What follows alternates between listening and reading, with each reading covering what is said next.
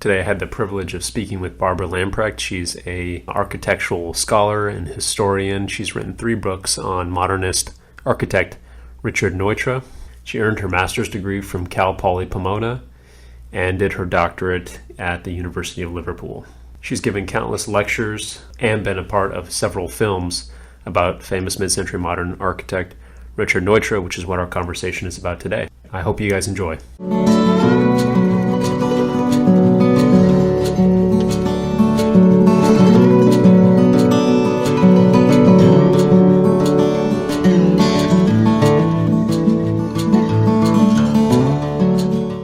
So Barbara, thanks for hopping on and joining us today. I kind of want to just start off and get a description of yourself, and if you can tell us a little bit about your work, your career, and give us an introduction to you, that'd be great.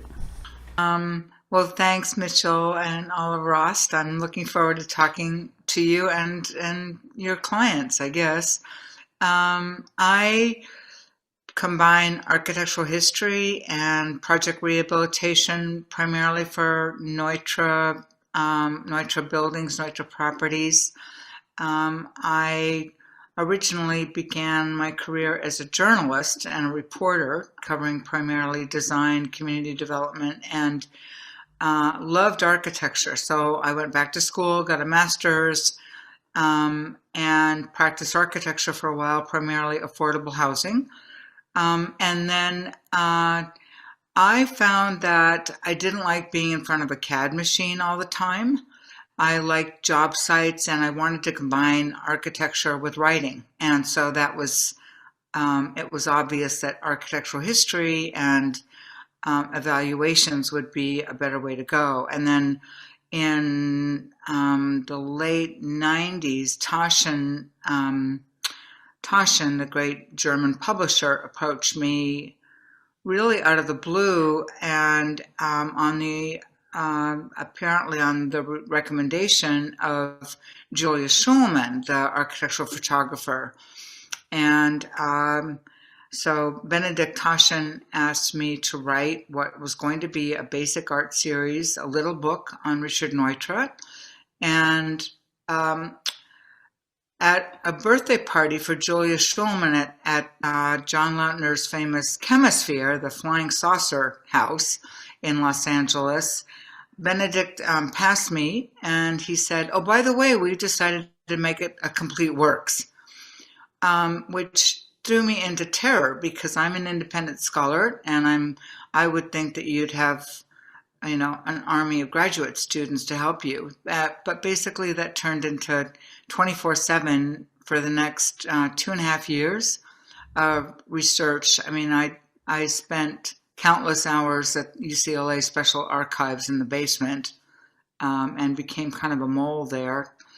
And that led to 2 more books and kind of a speciality in understanding Neutra. And then I decided to go back to school again and get a PhD. And I did that at the University of Liverpool. And I had a special dispensation to write 50,000 words over the 70,000 word limit.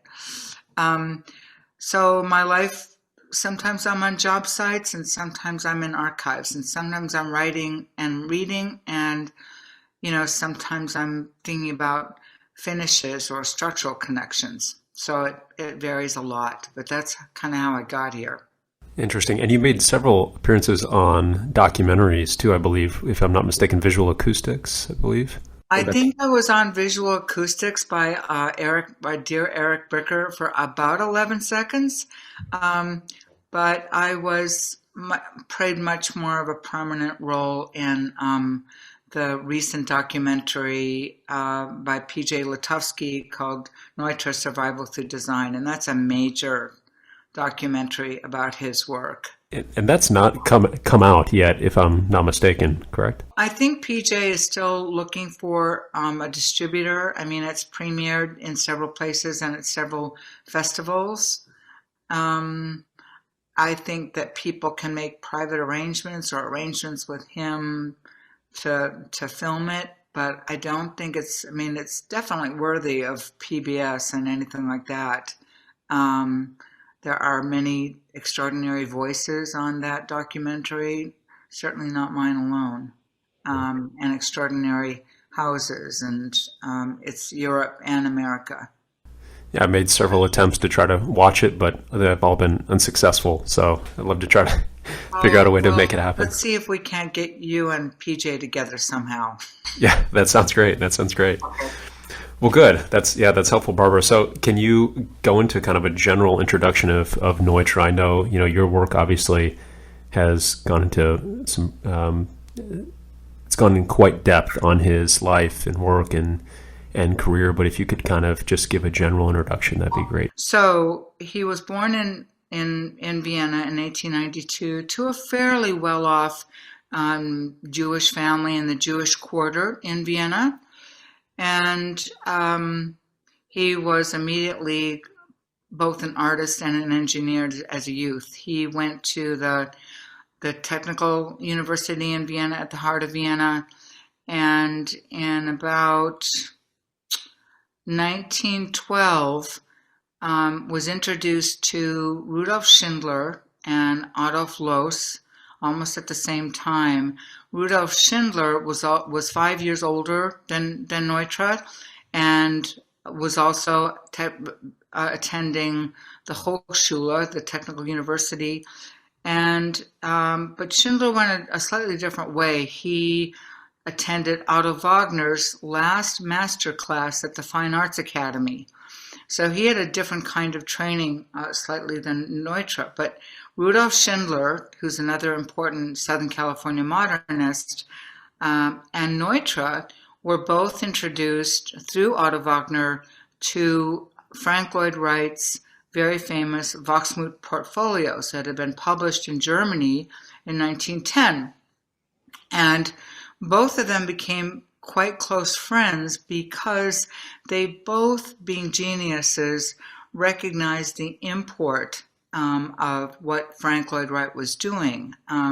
Views out of the diagonal, a new relationship to nature, a new relationship to materials, banks of windows, deep overhangs, and a different approach to ornamentation, which was based on nature and manipulating nature, much like Louis Sullivan, who was, of course, Frank Lloyd Wright's employer in Chicago. Both of them also learned about architecture and building under Adolf Loos, and he is the Jeremiad who wrote the famous essay Ornament and Crime that also was published in about 1910 in various iterations. And Loos was probably the most vehement spokesman for going back to basics, removing ornamentation. He had sayings like, the house needs to be dumb on the outside. The society out there was so filled with hypocrisy, where an umbrella had to be carved into the shape of a lion, where nothing was basic, nothing was frank. I mean, what Adolf Loos admired was English saddles and men's underwear, because he thought that they were plainly functional and straightforward and back to basics. And so Loos's idea of what's called round plan or space plan, where he would create a dwelling in which ceiling height and room relationships dictated hierarchy. So living room, for example, would be taller than a secondary space. And so this, because Loos was a very intuitive master of how perception and human behavior are intertwined, there's been several essays and many, many books written on Adolf Loos and that degree of intuition. But he taught architecture by walking around Vienna and kind of haranguing his students. So both Schindler and Neutra were desperate to leave Europe.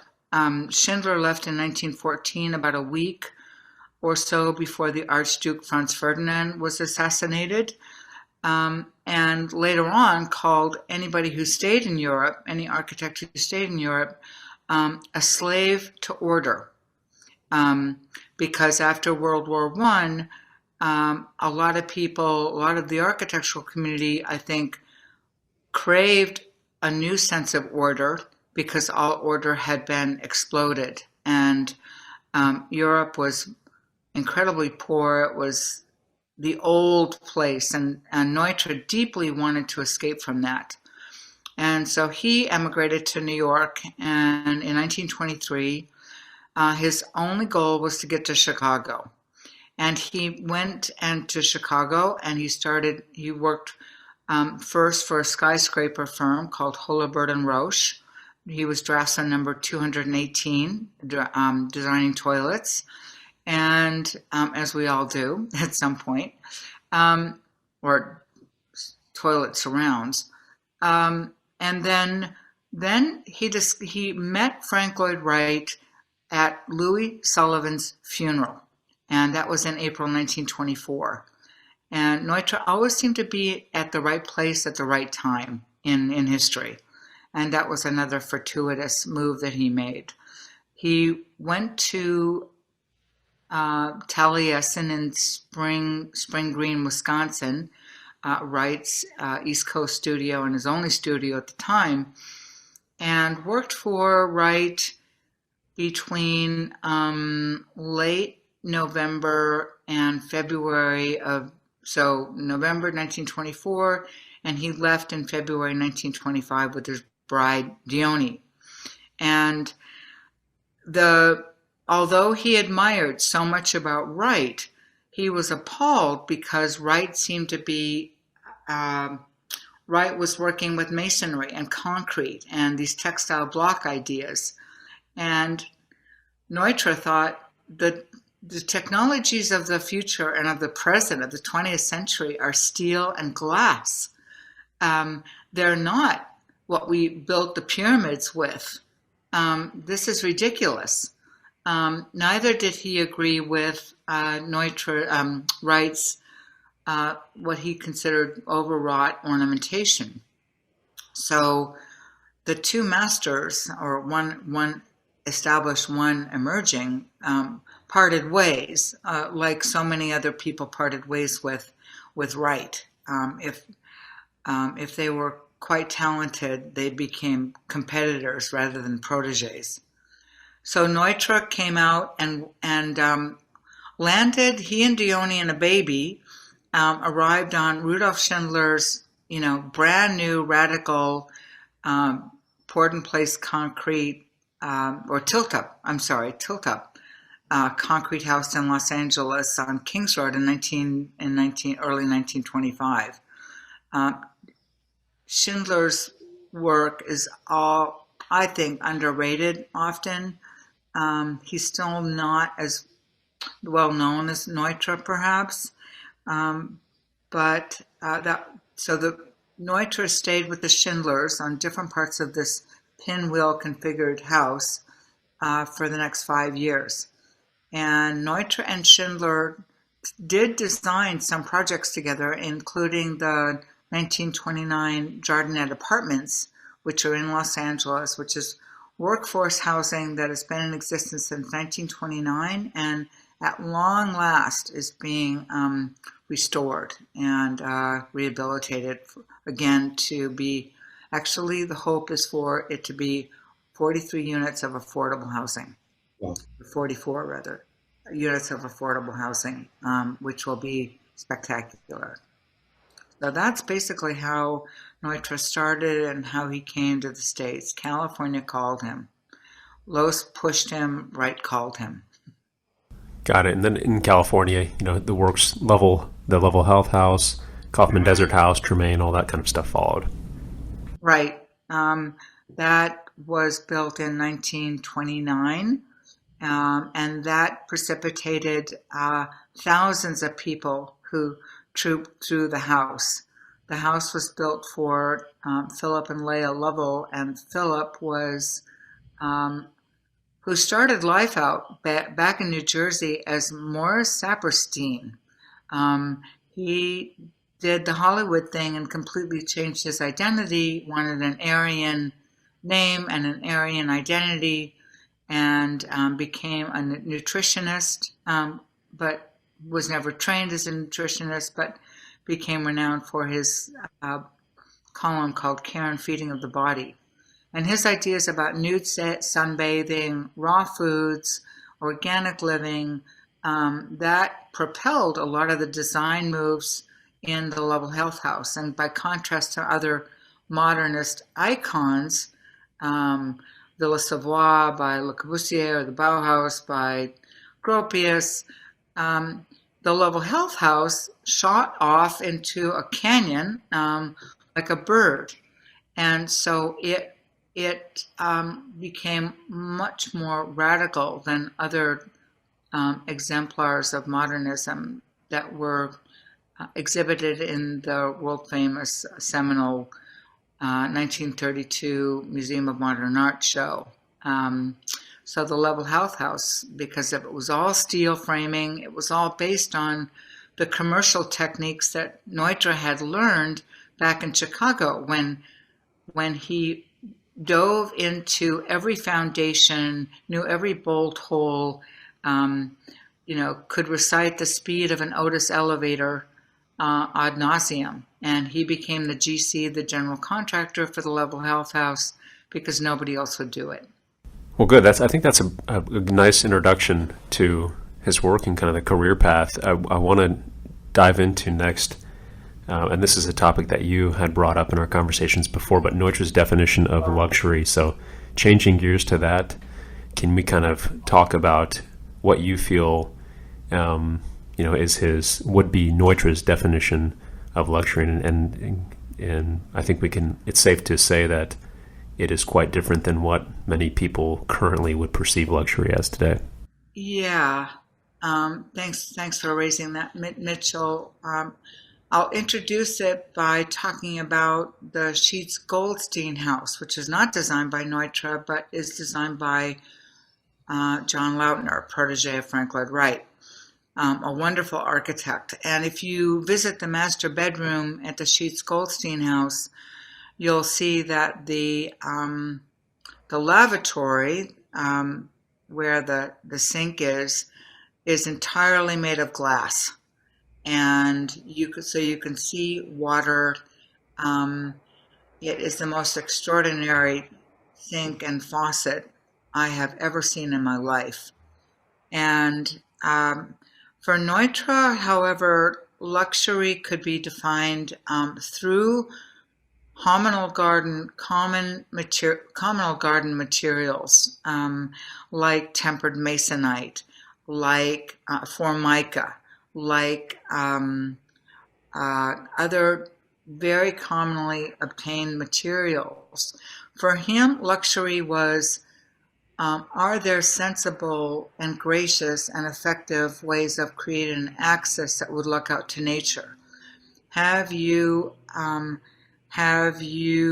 afforded clear axes, or have you afforded surprises, but in ways that are sensible, not shocks to the system? I mean, he used to say, one of his favorite sayings was, an architect can be your lowbrow henchman and blow up a marriage, any marriage, by piling up daily irritations unsuspected. Right?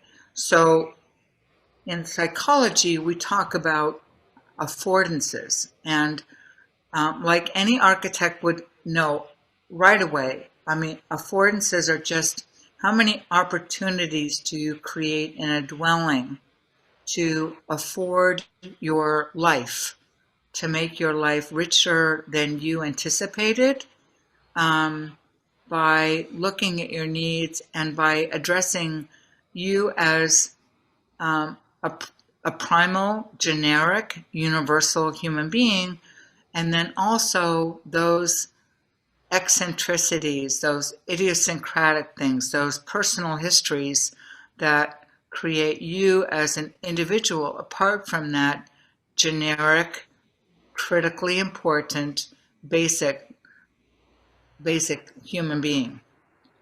So he would he had what were called client interrogations, in which his suburban clients, typically a husband and wife, were asked to create diaries.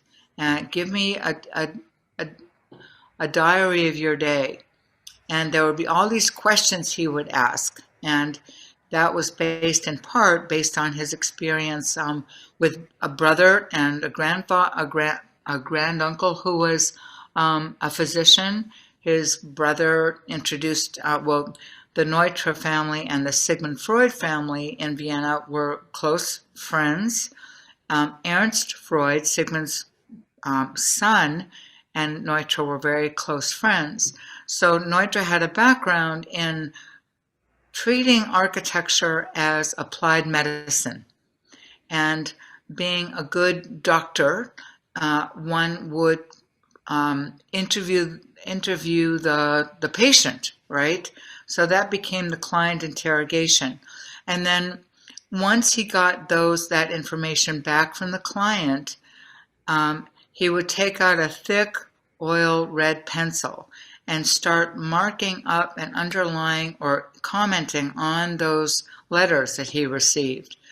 Then those were transformed into another document in which those concerns and those needs were translated into section, plan, and elevation. Is that resolution going to be addressed in section? Maybe an Otto Floss hierarchical thing? Is it going to be addressed in elevation, path of travel, or is it going to be addressed in plan? And so I think this method was rather extraordinary. Neutra also encouraged his project architects to always have, and draftsmen, there were very few draftswomen, draft people, he would always instruct them to keep a photograph of the client on the boards while they were drafting, that they kept in mind that these were real people, real needs, and not to forget and to drown themselves in making a crisp corner at a line or line weight, right? That's really interesting. I mean, I feel like that's a repeating theme with Neutra, his kind of desire to take and rationalize the design process, but then also try to systematize and rationalize people's physiological experiences as they're walking through buildings too. Absolutely. Pretty interesting. Absolutely. And that had to do with where the light was, where daylight was. For example, at the 1937 Strathmore Apartments, which is certainly not unique. That's in Westwood near UCLA, and that's 8 apartments that are built on a very steep hillside. It's very international style, early Neutra. And each one of the entrances, your visual access is temporarily blocked by a pony height, maybe 5.5 feet wall, a pony wall that contains storage. But he deflected your view to the diagonal where there would be a long bank of windows meeting another corner bank of windows. So even in these very small apartments, there was an opportunity to feel expansive physiologically, as you mentioned, Mitchell, to flow out beyond the building footprint into nature by exploiting the potential of the diagonal that he had gleaned and harvested from Frank Lloyd Wright. Yeah, that's really interesting. That's a nice segue into kind of the next topic that I wanted to talk with you about, is his, I guess you could call it his study or belief in the primitive human being. And you kind of touched on it, but his the whole concept of the horizon and how primitive humans arose on the savannah, and we have this strong connection to horizontality, and how he took that concept and tried to integrate it into his architecture to reinforce a stronger, more intuitive human connection to a building, I would say. I mean, Yeah. can you talk about that a bit? Yeah, so that a building or a home, he used to call it a soul anchorage, or he would call it a constellation. Some people call it an environment. So you dissolved the traditional definitions of a house, maybe. And yes, he was exposed to ideas about the savannah in a based on Raymond Dart, a scientist called Raymond Dart's work on the savannah. It's called the savannah hypothesis, and so we come down from the trees, and we came down from the trees on the savannas of East Africa, and our neural, our bodies and our minds, our brains were created simultaneously and together on the savannah. And so we're almost physiologically part of the savannah, is his conclusion. And what does that mean? It means that we early on imprinted deep in us, in our DNA almost, is views of the horizon line, views of copses of trees, of bodies of water, of moving clouds. And so our eyes, for example, if there are a savanna of grasses, and our eyes are structured in ways that we can apprehend an overall outline of a form very quickly, like if it's a predator, for example, who's moving stealthily through those grasses, then our eyes and our brain, and our eyes are basically only extensions of our brain, right? They can then fill in the gaps and fill in the details of the form. But in our bodies, if you have an erect posture, all you have to do is kind of be upright, and your eyes are directed to the horizon line. Now, Frank Lloyd Wright would call the horizon line the line of domesticity, right? Now, so he had more of a social association with the horizontality. And so did the early European modernists, right? They were opposing the verticality of Victorian architecture or Gothic architecture. But for Neutra, it was an ideology of biology that was informing his emphasis on the horizontal. But we're intimately connected with our environment, or we need to be. If we're not, then Neutra argues our architecture, our environment is compromising the full extent of realizing our very humanity. That a poorly built design diminishes that potential. Got it. And didn't, not to digress to another architect, but I feel like John Lautner, I read something that John Lautner had a similar approach to Neutra, except having to do with the cave. And that was, I think the essay had something, and I can't remember the name of it, but it had something to do with relating the Sheets Goldstein house to something of a cave, where it's kind of dug into the side of the hill, and the primitive human feels comfort because their back is protected in some ways, and it does still associate with the horizon in that they have a view out towards their surroundings, but they're protected at the back. So I find that interesting that there's many of these architects are going back to primitive human instincts and habitats, and trying to incorporate that into their modern architecture. Well, if you look at the work of the 18th century rationalist Leger, I mean, the cover of his book, The Primitive Hut, is, you know, kind of a treehouse on the ground. Um, so a lot of these rationalists are looking for other ways to define and express form making that aren't driven by classical precepts. That's a good segue into the next topic, which was your Eden article you had sent me, which was pretty fascinating, and Neutra's interest and in landscape design. It's fairly obvious for anybody looking at kind of some of his most prominent works that he's conscious of what's happening in the landscape.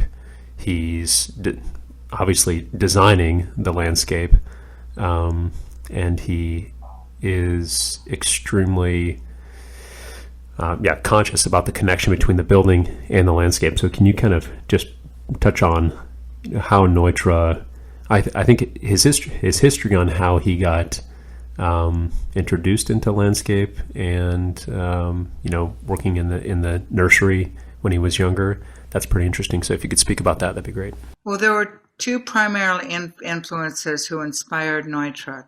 One was the great physiological psychologist named Wilhelm Wundt, who introduced Neutra to these ideas of the mind-body connection and the impact of how you could quantify the effect of the environment on a human being. That ability to quantify an impact to affect the senses was like gold to a genius like Neutra. Nobody else, no other architect was reading Wundt, right? Principles of Physiological Psychology, you try to read it. It's about 500 pages of, and even his proteges complained that it was too difficult to read. But the other primary influence was a Zurich horticulturist called Gustav Amann. So after the war, Neutra was recuperating in Switzerland with malaria. He looked like out of Dachau. He was gaunt and scrawny, and he could not find work as an architect. There was no work. I mean, that was one of the other reasons why he wanted to go to America. But he found work as a garden assistant, basically, working in a nursery for Gustav Amann. Now, I shouldn't think this is not the kind of person you'd find leading, heading up an Armstrong Garden Center, something like that. Gustav Amann turned out to be, he bridged that amazing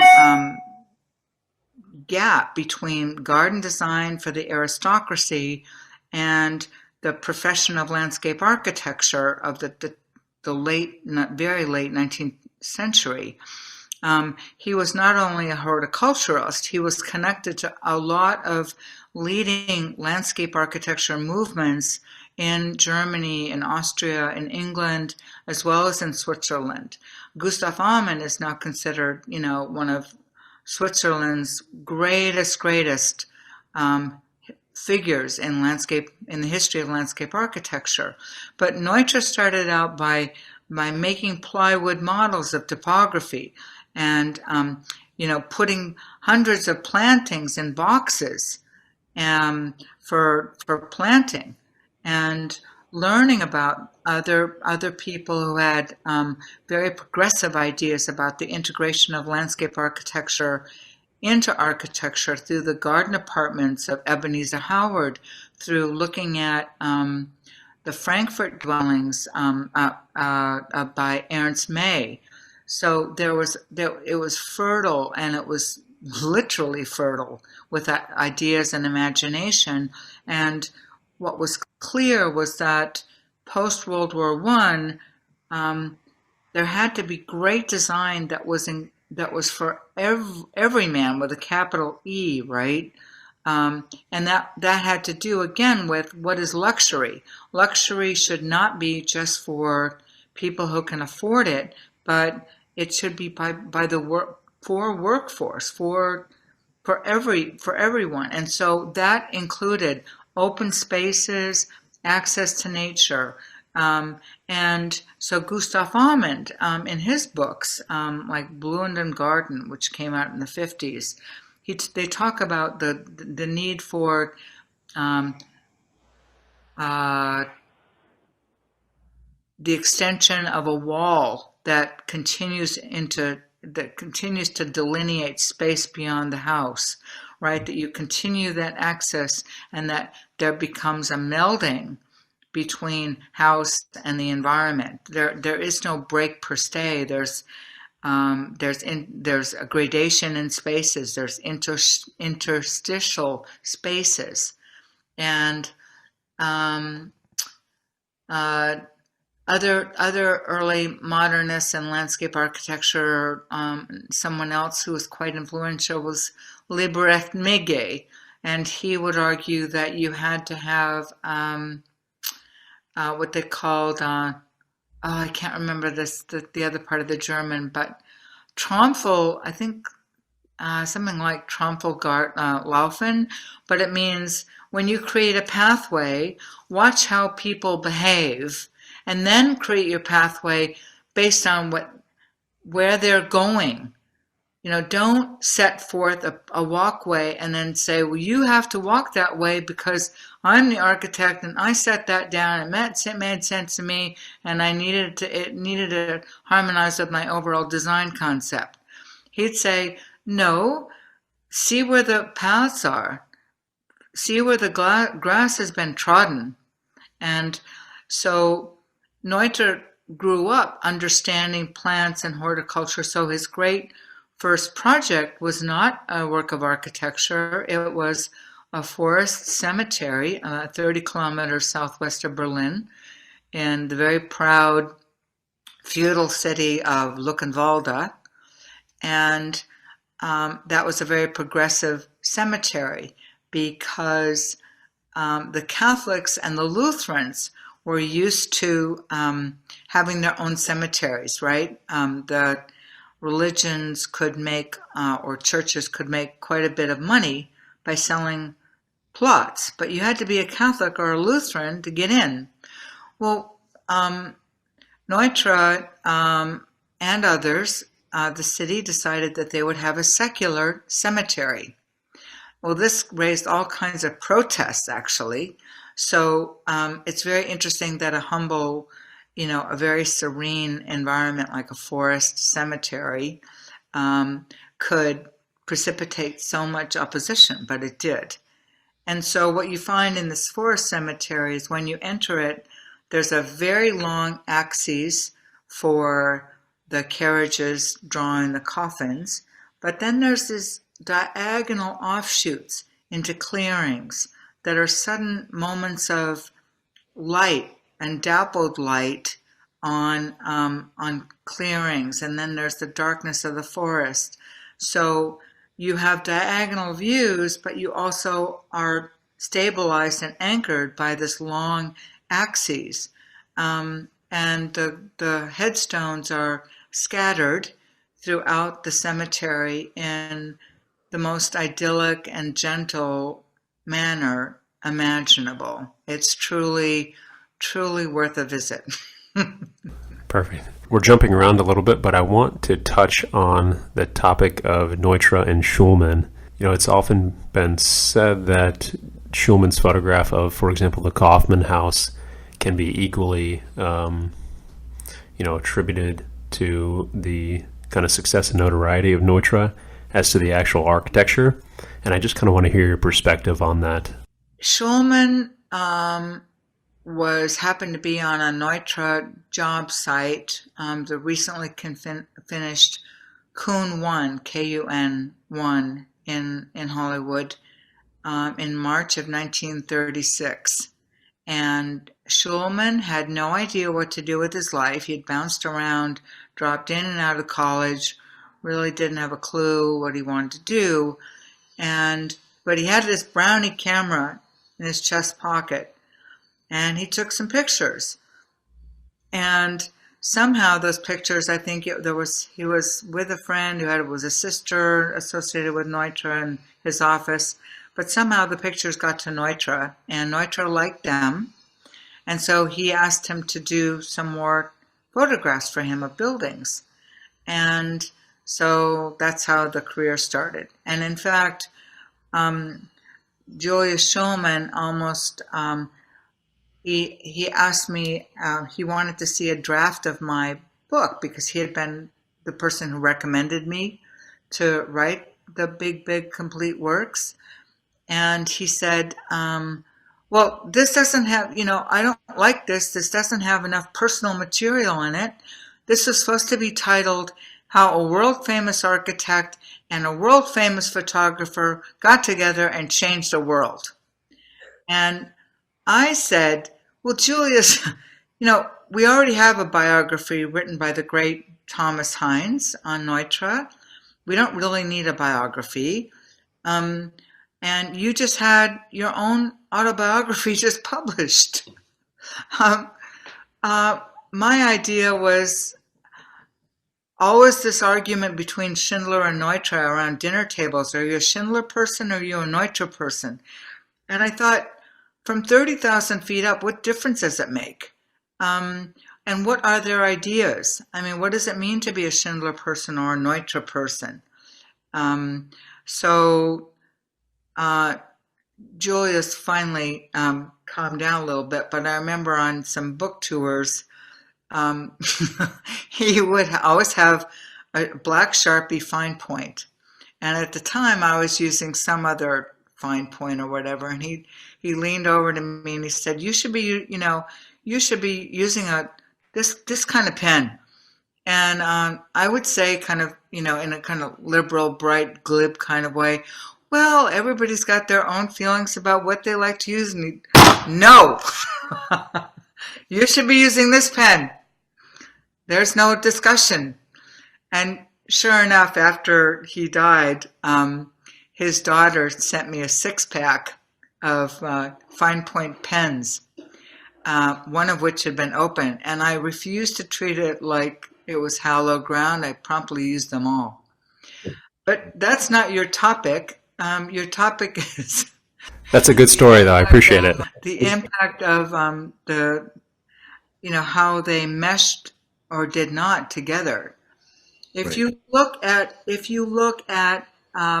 Schulman's images of Neutra dwellings, particularly, it's almost as though he comes at an angle and hits the glass, and then bounces out again at the same oblique angle.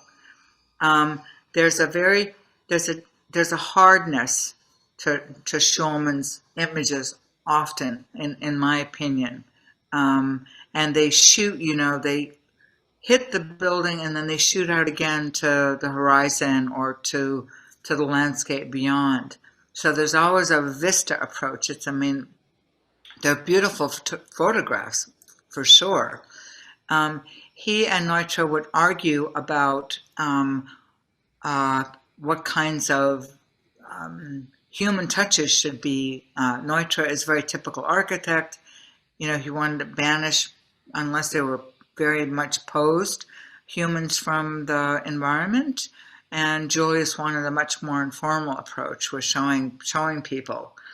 And Neutra, because he had this deep belief in that humans had to be embedded into nature near, nature intermediate, and nature distant, he would bring along, like oftentimes, branches, right, to frame the image, and would drive Julius crazy.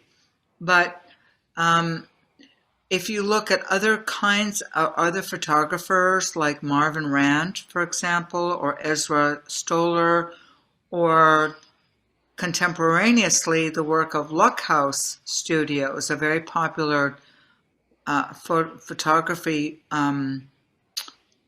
studio in the 30s, like the interior of the Lovell Health House, there's a richer black to the Luckhouse there's a sense of mystery and this wonderful, rich kind of almost. It's as though sepia was flooding through the black. Julius's grayscale is much different. It's a much different black. It's a much different gray. It's very. It's a very different experience. So, yeah, the famous Kaufman photograph where Julius had Mrs. Kaufman lying along the poolside exactly so that her body would obliterate the pool light but illuminate her from behind. So you've got this voluptuous shadow, outlined in light. And I remember saying to my German publisher, and I had written something like, Julius took several steps and turned around and shot the photograph. And Peter Gussel said, Julius hates the word shot. Do not use any language having to do with shooting with taking a photograph. It's funny the power that the architectural photograph has, especially to an architect. For that time, that was often the way that the rest of the world, the only way that they would experience the building is through a photograph. The amount of people that could experience the building, physically is far fewer than the amount of people that are going to experience the building through the photograph. So I can understand from an architectural point of view, Neutra trying to control that photograph as much as possible. Yeah, absolutely. That's a very kind of, you want to control it. So I understand that. Right.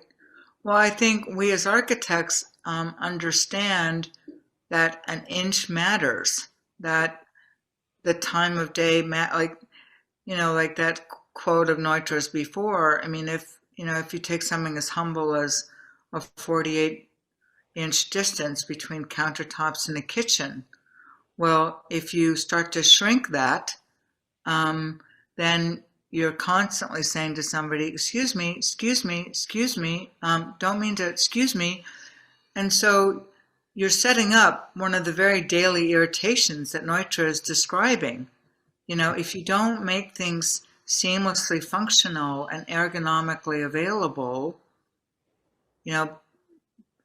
but an architect invariably has to convince a client, and be persuasive on, this will affect your life positively, and it's amazing to me. I mean, the collaborative nature between client and architect in Neutra's day. I mean, letter after letter after letter after detail after detail.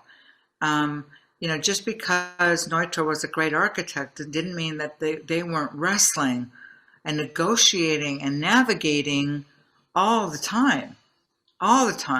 And, it's always interesting to me when I hear kind of caricatures of Neutra saying like he would control everything. And he controlled a lot.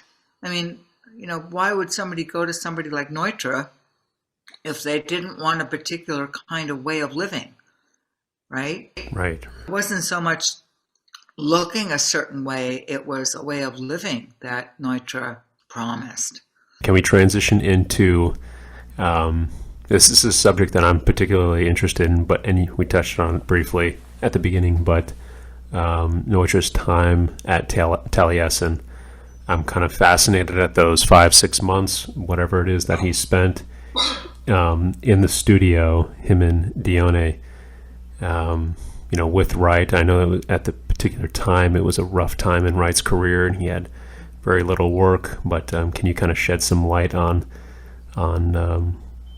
that experience that Neutra may have had there? Well, when they arrived to people who had come to work for Wright from all over the world. And in fact, they met an old friend of theirs from Germany, Coleman Moser's son. And he brought them down to the basement in Taliesin. And Dione wrote that there were hundreds of soggy Wachsmuth portfolios rotting because Wright, and the explanation was that Wright didn't want anybody copying his work. So if he didn't distribute the Wachsmuth portfolio, not that many people would know what he was doing and what individual gifts and talents he had to offer. But it was a very rich experience. I mean, anyone who came to work at Spring Green was permanently affected. And Neutra, he was at draft's table, huge old stone wall that was part of the Spring Green interior, the attitude about bringing the outdoors in or the indoors out. But he sat in front of a couple from Japan, husband and wife, who were both architects and who went on to become very famous architects and modernists in Japan, the Chuchiras.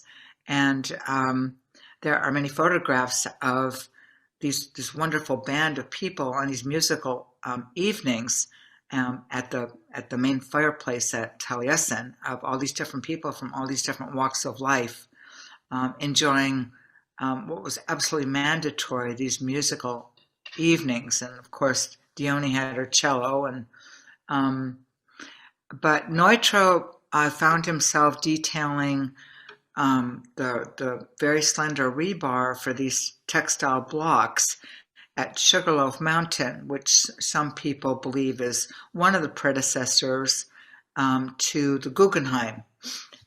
This kind of That's right, yeah. It's kind of circular or cylindrical in form. This expanding oval.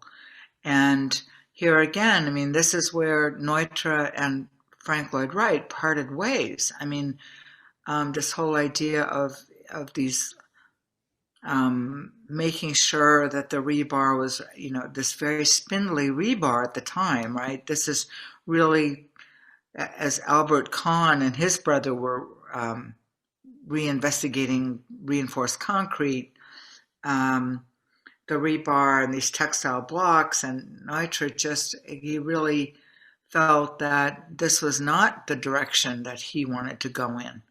So, Barbara, I think that's a lot of stuff we just covered. Do you want to try to move into anything else that you want to talk about specifically? Well, there is the idea of Neutra's book, Survival Through Design, which came out in 1954. That's a group of 47 essays. And Neutra argues that the mind-body connection, that there's a continuum between outdoors and our innermost selves, that we are a continuum, that the mind and body are completely connected, or not even connected, but integrated.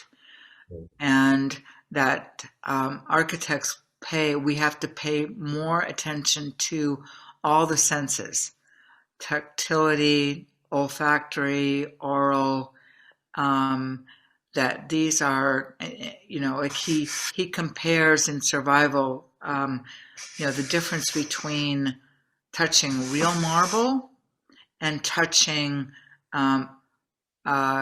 formica that's made to look like marble. What's the difference? And he's getting into into materiality, because biologically, he's saying, if you can feel marble, your hand actually knows that there's no fissures or cracks. We can actually use our hands to identify that which is possibly more hygienic. It's that he's trying to awake our languishing appreciation for the rest of our senses, and just concentrating on vision. So again, as he's not, he's lauded for these cool, sleek forms and his ability to for form making, right? But his ideology is biology, and that we have to upend the idea that form follows function. Right. For him, one of the most important chapters in the book, I think, is where he basically throws down a gauntlet to Louis Sullivan and says, no, function follows form. If we don't create healthy forms for people, you can't function that well. You won't be as productive. Happiness might be here or there, but you won't be as engaged in your environment as you could be. And then one of his chapters is all about, for example, even the Impediti fly. And the male Impediti fly, he attracts a mate by creating this white balloon. It looks like a balloon that is much larger than the insect. And it's filled with other smaller insects that he's killed. And the bigger the balloon, so this cracks me up. The bigger the balloon, the more bigger chance he has of getting a mate.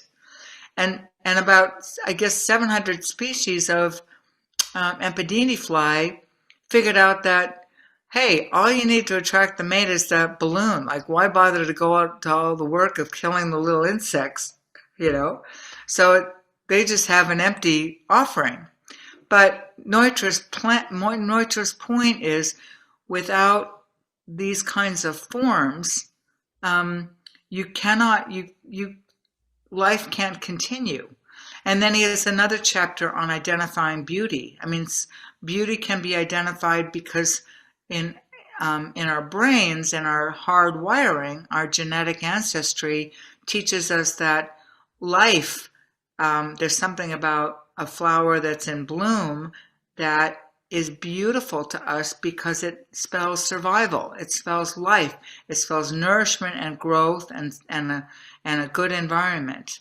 Now we have evolved intellectually to appreciate the beauty of a dead tree, but that is a different kind of appreciation for form. That comes from a kind of a different place than appreciating a living tree. So this idea of forms do matter in architecture, not because they look good, but because they act well, they act good.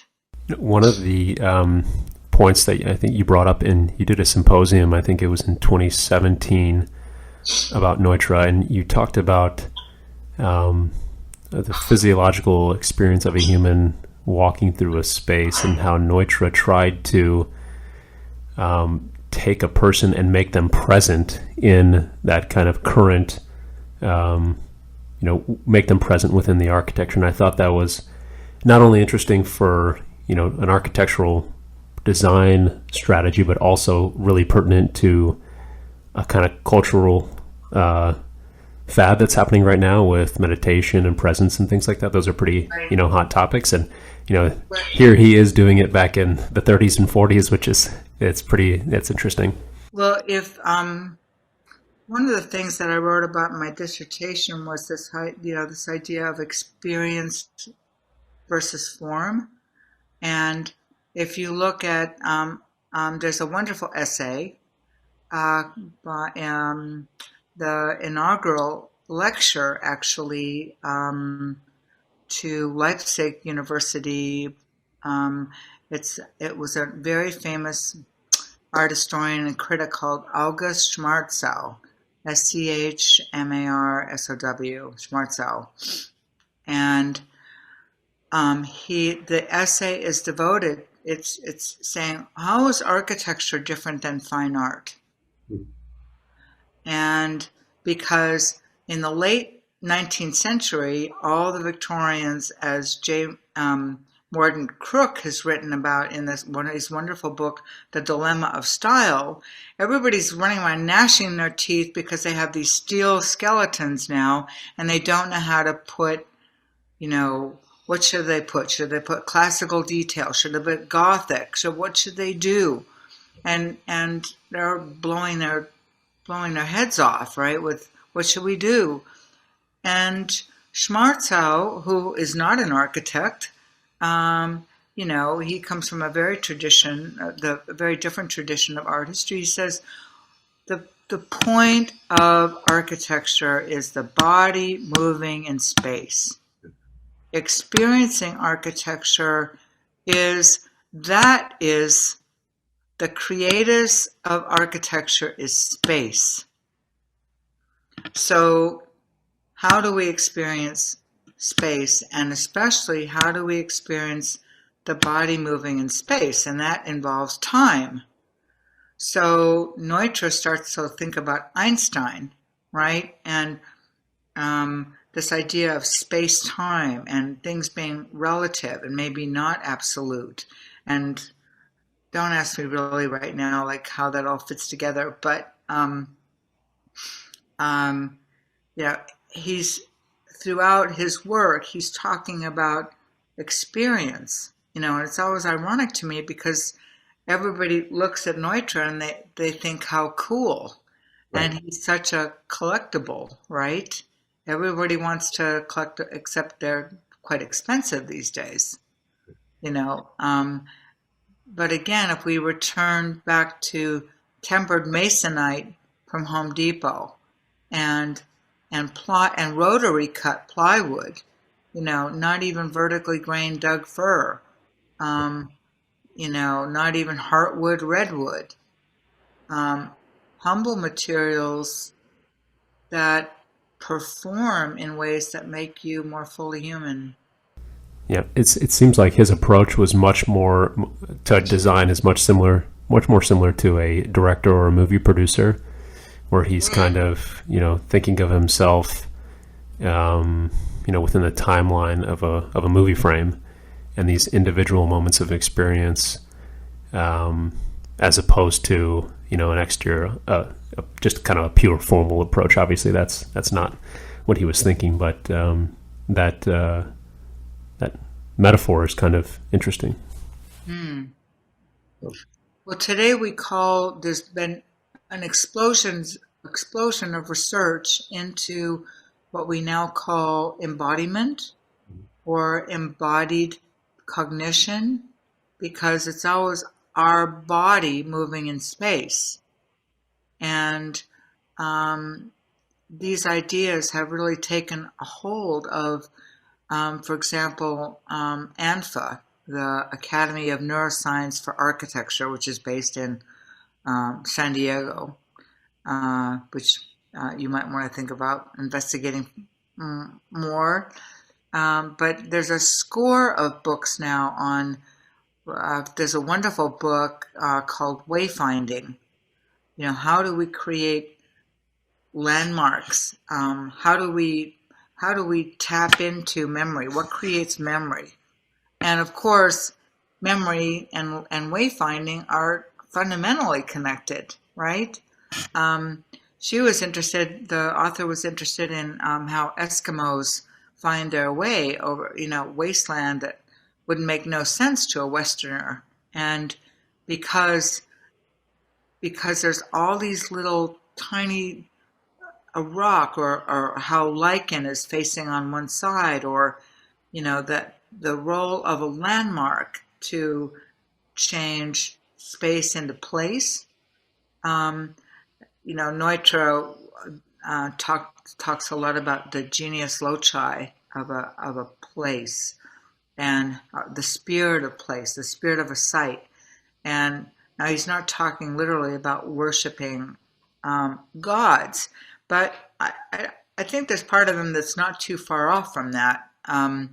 He would like Le Corbusier's exposition building for the Paris show and exposition in 1925. he would cut out an overhang for a tree, or create a building, or create, if he's doing an L-shaped building, to create it around a tree that had great significance for that old ranching family in Bakersfield. To respect the land, respect the earth, not in kind of, green earth, yada, yada, sustainable way, but a real, again, just recognizing that sacred aspect of it. I mean, there's so many books out now that speak to our body in space, and how our body in space is involved in urban planning, and from object making to urban planning, and it's all the rage. But Neutra's book was published in 1954, but he started writing these 47 essays in the late 1930s. There are 78 scientists the work of 78 scientists, and he's always looking at 18th century rationalists or much older, back to the Stoics and other people who are saying, what if it's not the gods that we should be thinking about? What if there's a material basis, a rational, scientifically, a quantifiable basis for doing what we're doing? And so people have accused Neutra of saying, well, you just want to find out, what's the profile of stimuli to give yourself a good building. Right. So it's very stimuli response, Pavlovian. And Neutra's he's not saying that, he's saying understanding science is a tool. Right. It doesn't disabuse the architect of the responsibility of ingenuity and creativity and imagination, and being having something different to offer. He's not arguing for a blueprint in the book, but at times I think to critique him, I think fairly, I mean, sometimes he sounds as though science must rule. And There's a very famous quote by Arthur Drexler, who was, I forget what his title was, but at the Museum of Modern Art in very smart guy. God, he taught me so much about Neutra in his little book on Neutra. But he closes his essay on Neutra with two things. Sometimes it's possible to be in a Neutra house and still want to come indoors. Yeah. And so back to that Lautner cave, right? You're talking about, because the philosopher Gaston Bachelard has written a lot about, in the Poetics of Space, talks about the human need for attic and the human need for cave, right? And environmental psychologists will talk about our need for prospect and refuge, right? Where we can, look out over possible mate, possible food, possible or a predator, and refuge. So we need both parts of us. So anyway. Well, good. So Barbara, if there's, let's say, 4 books on Neutra that you would recommend people to read to kind of not only get the surface level under. No. Yeah, you can be biased. That's fair. 3 books on Neutra. 4 books on Neutra. Well, let's see. The Architecture of Richard Neutra. That's the book where Arthur Drexler has just got a wonderful essay and introduced me to more profoundly to the Japanese connections between Neutra and Japan, and that was really influential. And Harry Mulgrave's recent books, The Architect's Brain, the architect's brain is looking at creativity in an architect, but Harry Mulgrave, in part because I took Neutra's concept of biorealism seriously. I mean, he had only been kind of written about before as kind of this, canonical good modernist, right? All about the style and so so that book by Harry Mulgrave is one of the best architectural historians ever. I mean, he edited and translated modern architecture by Otto Wagner. That eventually Otto Wagner was this incredibly important Viennese civic architect of the Ringstrasse, right? Talk about Beaux-Arts on steroids. But Wagner began to understand that modern architecture had something to offer and something to say. And he basically lost his social standing in Vienna and died rather tragically. And anyway, Harry Mulgrave's most recent book, I think, is From Object to Experience. Okay. So architecture's got to go from being an object in space to an experience. So he writes extensively about that.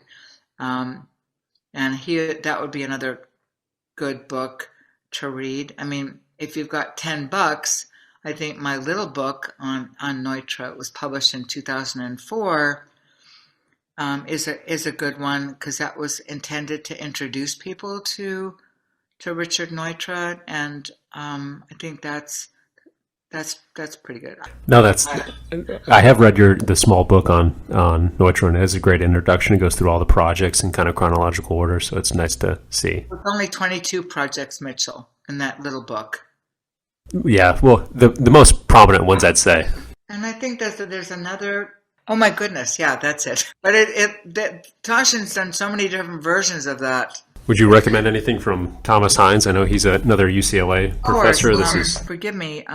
Richard Neutra and The Search for Modern Architecture. Thomas Hines. I mean, that's a wonderful biography, and I think published in '84. And Thomas Hines had access to everything, and long hours with Dione Neutra, and I got to know her because I was given, I guess one last thing, Mitchell, is my own experience at the VDL house, because I was kind of plucked out of a class in graduate school and was asked if I wanted to work with Mrs. Neutra on documenting the contents of the VDL house, the family house in Silver Lake. Mm-hmm.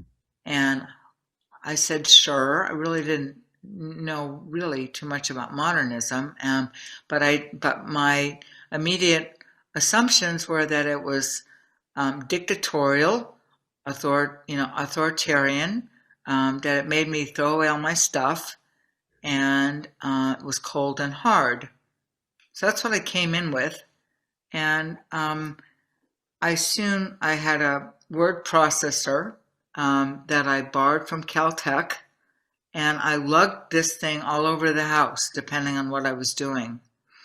And so I'd be on the rooftop terrace or some other room, and all of a sudden, I understood that Neutra was, this house was saying, if you want to be on your own and quite quiet and contemplative and work alone, I'm there for you. If you want to have a party, kick butt, have a lot of people over, I'm in. Count me in. I can do this. I want to do this. And part of that is in some of the Frank Lloyd Wright houses in Los Angeles, the passive traveler are very dictatorial. Right. At the VDL house, there are 17 doors, maybe more. because there were people working and practicing, different families were living there, configurations were changing all the time. Secretaries, draftspeople, guests in the guest house, upstairs, downstairs, everywhere. And so by creating these different paths of travel, it's like creating like a figured ground kind of thing. So you could always take a different route. You could always be a different person because you took a different route. Your experience of the space was ever changing because you were always reestablishing a path of travel throughout the day. Right. I had an interesting conversation with Raymond Neutra about the VDL house. Okay. And, we kind of related it back to, in some ways, to what's happening right now in 2019 with, the ADU laws. So bringing in accessory dwelling units, one primary accessory dwelling unit, one JADU. And in a lot of ways, the VDL house has that.